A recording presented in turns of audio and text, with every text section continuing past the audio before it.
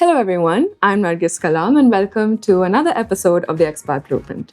Today we have Ms. Saima Bukhari, who was born and raised here in Qatar. At the age of 21 years old, she started her journey as an entrepreneur, and ever since she's been the face of companies such as Crunch, Alf Cafe, and now she's the managing director of HP Industries. So let's get to know her more. Hello. Hi, Nargis. How are you? I'm good, thank you. Thank you so much for having us at your beautiful house, might I add. It's my pleasure. So since you were born and raised here, I want to know which school you went to. I went to Park House and then I graduated from the Hook College. Nice. So how were you like in school? Did you always know you would achieve such great things in life? I think people around me knew this before I did because they could not imagine me taking a job early on. And so it came as no surprise when I started my first company. So speaking about your first company, Crunch, right? So tell me, what was the idea behind it? And as a 21-year-old, what were the first steps you took? Honestly, it started organically. I wasn't planning to make it into a business. It started as a hobby, something to do on the side, get experience. Everybody wants to figure their thing out at that age, and so did I. So it started off with a friend of mine and I just thinking, let's get fitter, let's get healthier, let's see if more people we can help. And it very organically grew from there. So much so that we had loads of people inquiring, saying, what are you guys up to? How does this work? How does that work? And we had to establish a company. And that's actually how the company started. It didn't come from that new age, I want to go start a company for the sake of starting it. It was truly just out of interest. And what was that point where you realized that, oh, this is not just a startup, it's like a company now? Do you have a moment where you realized that, you and your partner? Yeah, I think when we took our first office, it was honestly a matchbox office. Everything was in that office. I think that's when I felt like, wait a minute, I'm a big girl. And I used to sit alone there working because one-man show, so many things I would handle on my own and my partner too. So it was scary kind of almost to sit alone there saying, wait, I have to pay rent for this, I have to take care of this, I have to take care of clients and calls. And that was almost overwhelming on its own. Must have been, yeah. So yeah, it was definitely that moment saying, what, I have to sign a lease agreement? Me? Yeah, I get you, because I'm 22, right? And I can't even imagine doing something as great as you did at such a young age. So hats off to you. Next is Alf Cafe, right? Can you tell me more about it? What made you start it and how long it ran for? So Alf I wanted to do on my own. It was a branch off for a nutrition plan, and I wanted to make nutrition or healthy food not a diet or a fad, but something that's integrated into your routine, that you're just always eating healthy. And that was the mission that I started with. So I had a cafe, I had a restaurant, we used to do healthy events, catering as well for gatherings, which was great. And of course, our meal plan and subscription as well. But of course, we had our challenges. It was tough having our own kitchen, following all the rules. Baladia's got fantastic rules, but they do make it difficult for owners to keep up with. And the market had its own challenges as well. So that was a short-lived project, but it left an impact, right? Yes, it was very close to my heart because it was truly something I believed in, that a good nutrition plan for long-term makes things so much easier and better. So after Alf Cafe, you joined HP Industries, right? I can't help but notice the difference in the industries from fitness to the HP Industries is quite a bit of a shift. So can you tell me why that happened and take me through the transition of that phase? HP Industries wasn't necessarily a choice. It was God telling me this is where you need to be at the moment. So I basically came into my family business, and this was all part of my father's legacy, as we lost him in 2020, end of 2020. So thank you. But that also meant that I had to take up a lot of new responsibilities, and part of that was taking care of his businesses. He was a fantastic businessman, and honestly, it was a very difficult job to not even fulfill those big shoes, but just to stand in them. And I was really blessed to have a great team and support system to be able to push through. And alhamdulillah, like touch wood, we are now on 4.5 years, going strong, still surviving, still I'm doing sure well. he's really proud of you. Yeah, I think so too. So going through grief, right? And also having to take up so many responsibilities and roles all at once must have been really overwhelming, right? I want to know who were your biggest supporters and what really kept you going. There were so many different supporters. I think people who I didn't expect to be supporting were there for me. Like? They came in the shape of business friends. They came in the shape of staff, like the employees themselves. They came from the community. They came from family friends. There were just people that I didn't expect to be there, and they all showed up. And the initial time usually is part of the grief. A lot more people show up, and then a year later, you really start to see who stays with you. Going through all those firsts was difficult, and honestly, my family and I, we would not be able to go through it without these people, supporters. Absolutely. My next question is not just through this transition, right? But also from the beginning when you started Crunch and then Alf Cafe, who was there for you throughout? Was it your friends who was there, or were you able to meet eye to eye at such a young age? Honestly, the people that knew me, let's say, as friends, as family friends, whatever, I think most people did not understand what I was doing when I started working for myself. They just thought it was a hobby, or they thought, oh, the father is too supportive to an only child. There was a lot of judgment around it. And so a lot of people didn't take the time to understand. And I think if you still ask some of them, they will say, yeah, she did something in like gym business. I'm like, Gym not business. Really. So again, it's just, I don't blame them. It's based on what they understood. And not everybody needs to take the time to get to know your journey. So I did have my challenges. I think even my friends didn't fully understand, nor did their parents. They're like, oh, it's amazing that you're doing your own thing. But what am I doing? It was difficult to comprehend. Yeah. Okay, so would you say that the road to success can be a little lonely? Oh, very lonely. Yeah. It's very lonely. I think even if your family understands, I think is a big deal. At the end of the day, it's just you. And it really is you, because I think even my parents, they were so proud of me always for doing my own thing. But if you were to ask them to do a sales pitch on what I'm doing, they would be like, I don't fully get it. I don't get it. She's always busy is what we know. I see. So, and that's okay, to be honest. It's about adjusting your own expectations. And like I said, support comes in all different shapes and forms. So my clients, honestly, were always like very supportive. They understood because they were on the receiving end. Right. Yeah. So like, it's incredible what you're doing. They saw the struggles that you had to go through. Yeah. They would see it firsthand as a receiver, and they would give me feedback, good, bad, and ugly. So amidst this chaos and busy life, what keeps you grounded? Is there a routine that you follow that keeps you sane, while you're so busy? There's so many things. I think each phase of my life had different things that kept me sane. And I think, let's say in the most challenging times, I think there was a few things that were really, really important. I honestly worked by my calendar, where I even had things like scheduled rest. In the middle of the day. That's quite important. It was so important because there was too many things to take care of, especially as I was doing my master's, getting into the new business, and many other aspects to life. So this was probably the most challenging. I think I did like a solid 2 years of living by my calendar. And if something wasn't in the calendar, it's not going to happen, including nap time, gym. Everything was included. So from 7 a.m. to about 11 p.m. was planned. So I think that was, let's say, another one extreme. But today, I'm not as busy.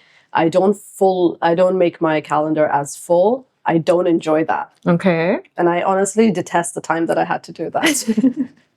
So But it now helped you. it did. It served a purpose. Yeah. Right. And it doesn't serve its purpose now. So if Not I anymore. live like an army regime now, I think I will go more crazy than I will be grounded. So I think now for me, when I get overwhelmed or I feel there's stress or there's worry, there's so much happening around us. Few things that I've learned to do is to reconnect back into nature, go for grounding walks by the beach or go on nature walks. It's something so simple, but just reconnecting to your senses again makes such a big difference with all the energy, as my coach says, going up to coming back down. Nice. Yeah. Thank you so much for sharing that. So I've read this book called Atomic Habits. I'm sure a lot of people have. And that book quite helped me and a lot of people that I know to build habits, because it literally gives you the most practical way on how to start something from scratch, right? So now I want to know, according to you, what is the best way of building a habit of leading a healthy lifestyle, according to you? So I think the starting point of that is self-awareness. Okay. Because oftentimes books or mentors or influencers that we see online will show us a path which may or may not be ideal for you, right? For example, I see a lot of, and I've done this, I've tried this, it's just like a 5 a.m. wake up, hustle routine. I think I lasted maximum 2 months, which I think was a lot for me, but as part of the experiment, it was great. Why do you think that is? Because it wasn't sustainable for me. Okay. Right. I needed to recalibrate my entire lifestyle in order to do that habit. Which meant, for example, saying no to social outings or prioritizing rest over evening, whatever activities that are there, sleeping earlier, or the opportunity cost was sleep less. Yeah. Right.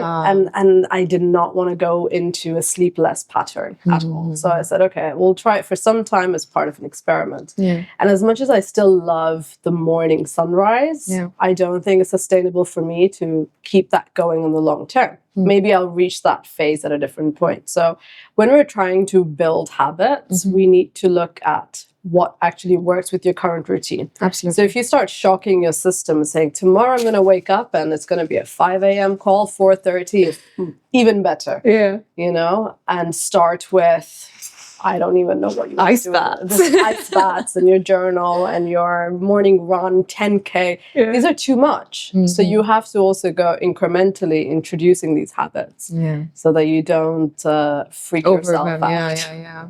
So do you have your most go-to places here in Qatar that you would recommend? Like, for example, a stranger comes up to you, hey, would you tell me your top 5 so that I can go visit? Which would it be? Oh, you know, I don't like this question. I'll tell you why, because you'll be able to tell I've been born and brought up here for too long. Because I will pick all the old places. Go for it. It's the OG places. Exactly, the OG places. I think it becomes difficult to keep up with the new ones. And then I wait a little bit. So 2 things. I'm in a new place, like within the first week that it's opened, and I usually have a bad experience because they're also figuring it out. Okay, so you stick to the ones that you're early or I go too late, and it's just shifting cycles here. But I will tell you a few places, for example, that I discovered and I thought were phenomenal, which I hadn't kind of grown up with. One of them was the 321 Olympic Museum. I took a guest there, and honestly, it was mind-blowing to see Qatar's history through sports and the Olympic side as well. And I feel like it's a lesser talked about museum as well. Oftentimes when I get guests, we're always talking about MIA and we're talking about Qatar and the ones that are part of Visit Qatar, which are great. Yeah. But 321 Museum honestly spoke about, for me, it was very nostalgic because it spoke about 2006 Asian Games. Oh, right. And how that came through and how that led to the announcement of 2010 FIFA World Cup. And I was there to witness those in Qatar. So I love seeing those pictures. I love seeing the Emir and all the royal family as part of it. It was honestly such a beautiful experience at that place. Another one that I love, which is a lesser known fun activity, and I find a lot of my friends oftentimes love it, of course, with depending on who you have as a guest, is the shooting range here.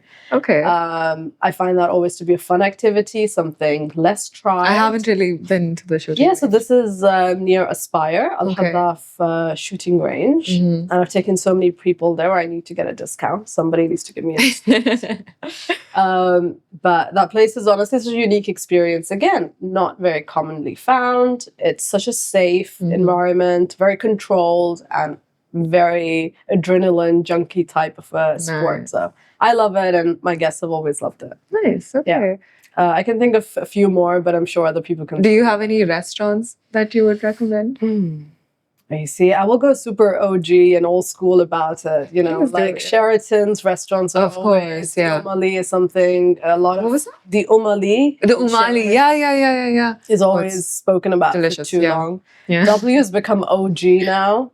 Okay. It's always a classic. I love a lot of the new places though as well.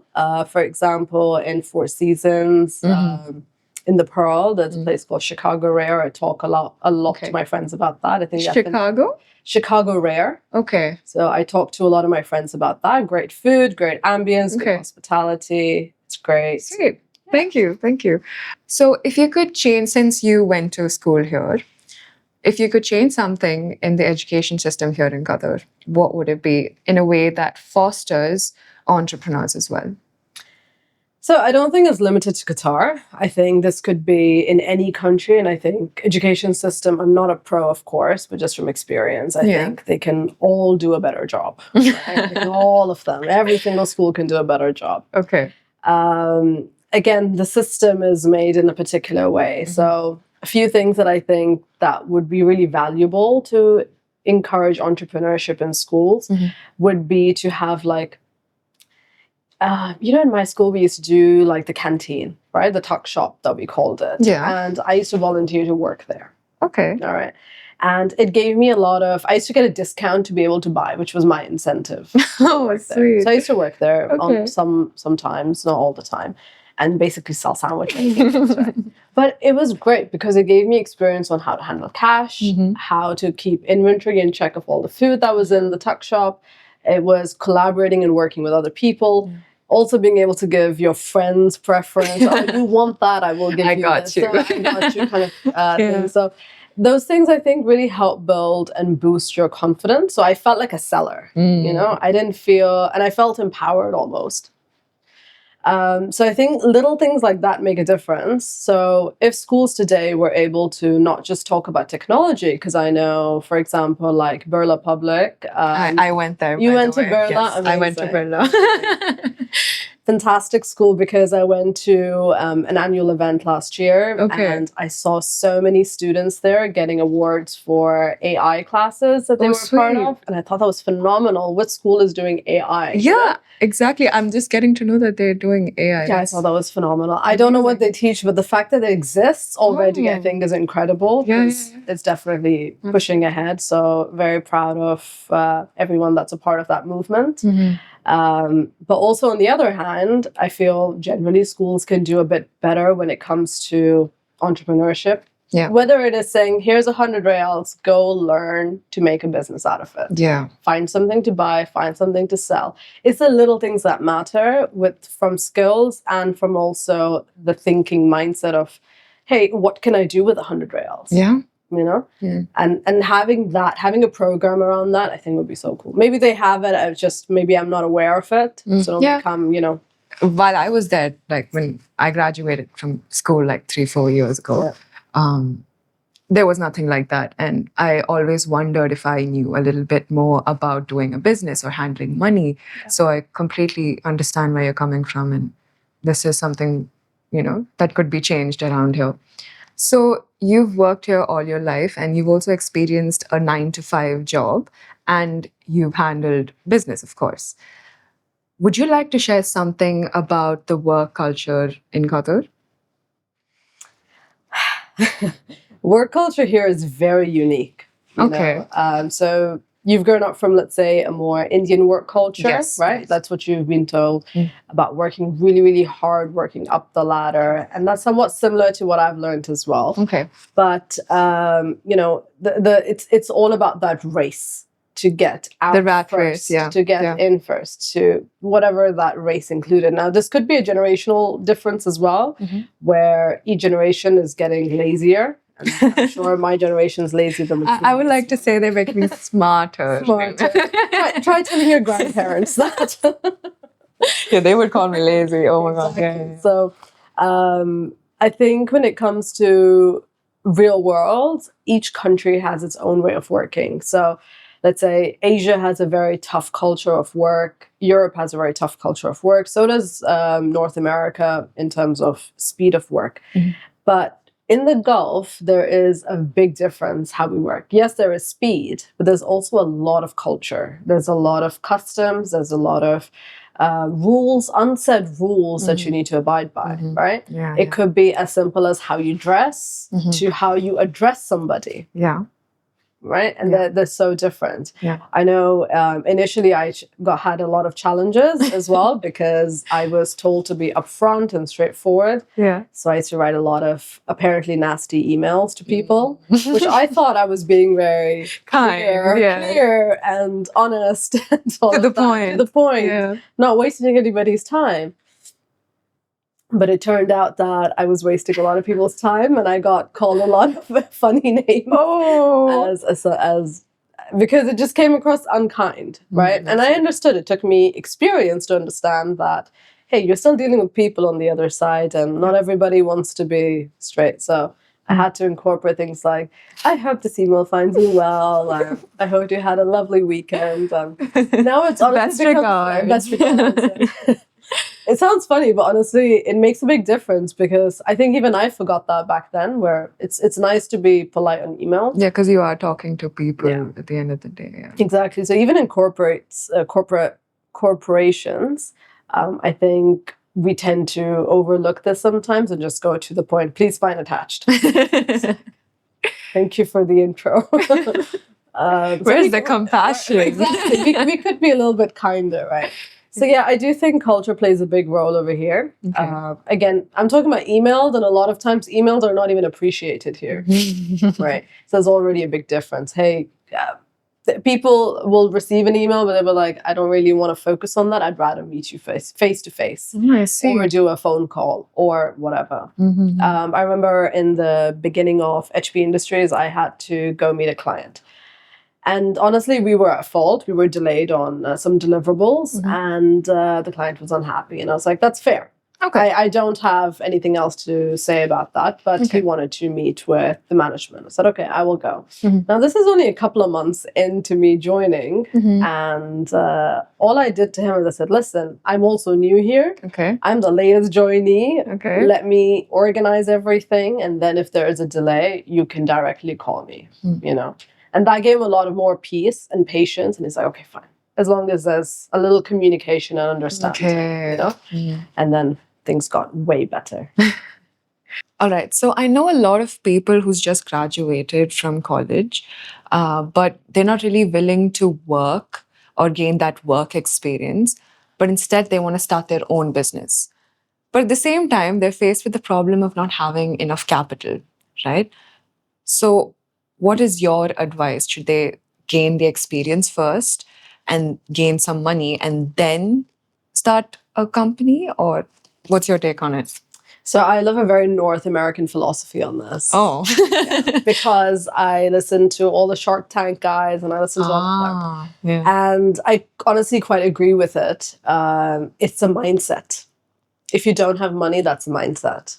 Oh. It really is. Okay. Like I said, it doesn't take much to start. Okay. All right. You have to figure out your path. Now, you can find excuses like, I don't have the funds for it. I need $1 million to start my brand new, I don't know, beachside sports business. But really, you're just finding excuses not to do something. You really are. But isn't that like risking losing a lot of money which you already don't have if at all it doesn't work out? Absolutely. Don't do it if you can't take a risk. Ah, okay. Don't do it. So I think this is where a lot of people get it wrong. They're like, they love the fantasy of having a business or starting up a company. They love the fantasy. You know, it's a dream that feels, oh, it could be real, but if I make it real, I don't think I have the appetite or the grounding to handle it. So we find reasons not to do it. It's the same reason we don't want to go to the gym. And I use that as a common excuse with everybody. But Okay. it's not like that. So I think people nowadays need to get real with which parts of their dreams or goals are really nice to have. Like they are just part of the fantasy and dream. And that's maybe a motivator, but make it realistic with what they want. So for example, if there's somebody, oftentimes actually people ask me things like how to be an entrepreneur. Like, what do I need to do? Do I need to study? Do I need to do a business degree? Should I go work in certain industries?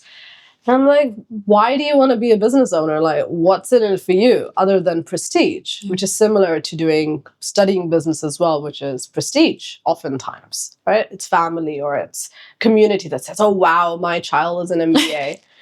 It's like, who cares? The point? Who cares? There's 100 and millions of MBAs. Well, I'm an MBA as well, but I don't think it makes me anything more special. But when you're starting off, you got to understand your own why. All right. You need to understand which parts of what you are trying to do is realistic to who you are and what you want to achieve. So then the question of should I take a job or not never comes up, because you'll do what it takes to get to that point. Right? I've seen loads of people who work freelance as marketing, PR, anything, any scope of work whatsoever, just to reach that end goal.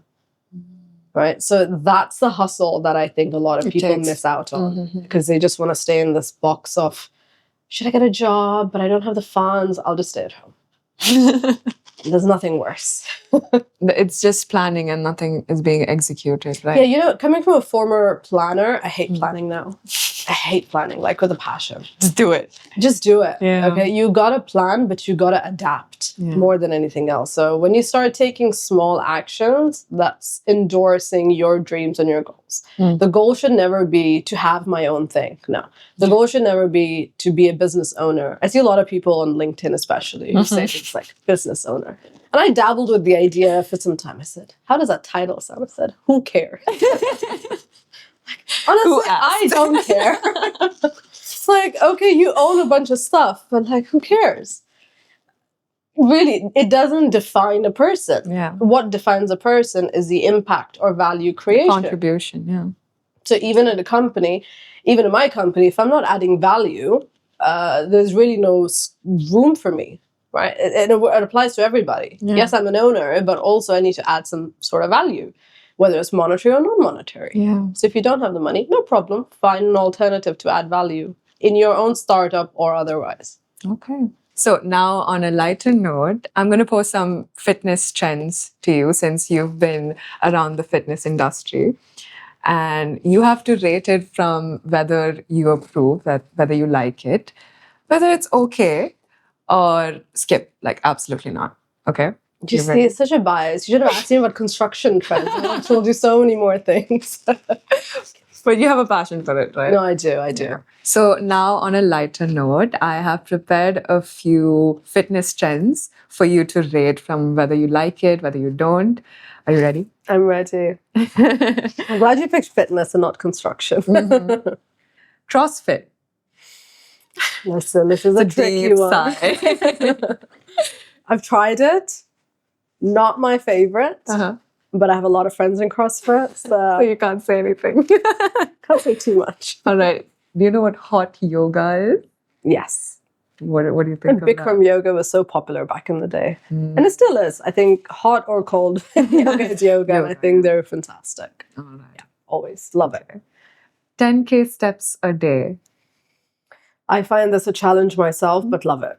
Yeah, I keep walking around with this. Like I wake up in the morning so that it starts counting from the minute I wake up, the minute I step out of bed. Okay, next, juice cleanses.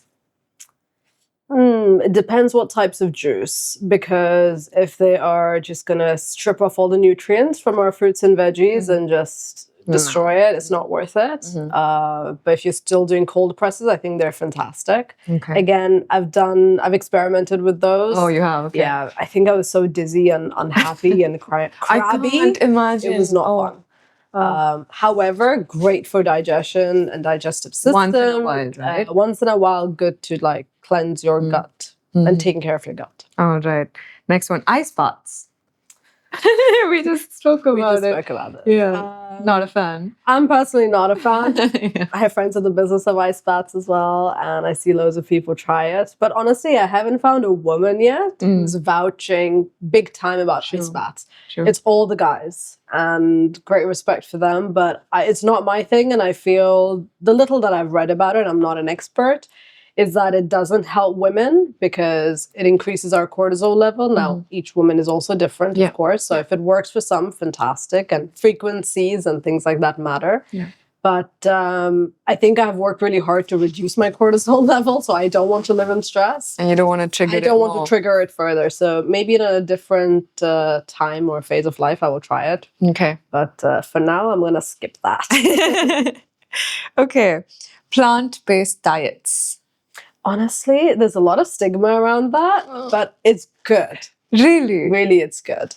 I have found myself be a lot more connected to earth with that as well. Oh. Body feels lighter, skin feels great, hydration is better, mood swings are balanced. You know, women go through a whole cycle of them, and plant-based does help. But I don't think it's my go-to for like a whole year. Okay. I could do it maybe for like 2 months tops or 3 months. But then I need to eat my meat. I'm a carnivore at heart. Absolutely. I can't imagine going without meat. The last one, strength training. Oh, love it, love it, Right? love it, love it. At this day and age, everyone, yeah. Everybody needs to use strength. All right. So the last question is, what do you think about cheat days and cheat meals? Love it. If I could do a cheat meal every day, I would. No, but I think we got to change the mindset around what we consider as cheat days and what we consider as a balanced lifestyle. Okay. So 80-20 rule is what usually is great. I've heard that. Yeah. It's great that you've heard it. Let's apply it. 80-20 rule is super good. I think that's really sustainable for longevity. So you're able to stay on track, eating 80% healthy or 70% and cheating. But again, this mindset around cheating, I think is really outdated. I think we need to say that, hey, let's incorporate things that I love and that nourish my body and adapting to those things as well. Yeah, I think it's a myth to categorize good food and bad food. Absolutely. Right? Yeah. All right. Lastly, I would like to ask you, what is the most overrated trend? You know, lately I see a lot of personal coaches online who are just selling cookie cutter programs and saying, here's a 7-day workout plan or 30-day workout plan and just good luck. Either selling it like that or, you know, one-on-one. So I think that needs to stop. Okay. We need to stop buying random stuff online because somebody has a body that we like or somebody said so. Somebody said so. So we need to get more strong with who we are. The self-awareness is super important. I've met some really cool personal trainers online who understand women's body really well and understand the challenges. Now, they may not personally understand it, but again, through experience, they do. And so finding the right partner, the right coach, the right guidance is really, really integral. Now, I see a lot of coaches who focus on women's health, prenatal, postnatal. There's so many variety of health concerns women have from PCOS, endometriosis, and how you combine that together. So there's a little niche space for everybody. A personalized space for everybody. And I think, yes, sometimes it gets a bit overrated. So you have to be careful who you work with. Because honestly, online, everybody looks fantastic. So you need to know what you're looking for and find the right support that you need. So after my talk with Ms. Saima, I'm sure we can all see how Qatar has influenced her and the culture has really helped her build who she is, that she is today. And for more insightful conversations, stay tuned for the next episode. See you then.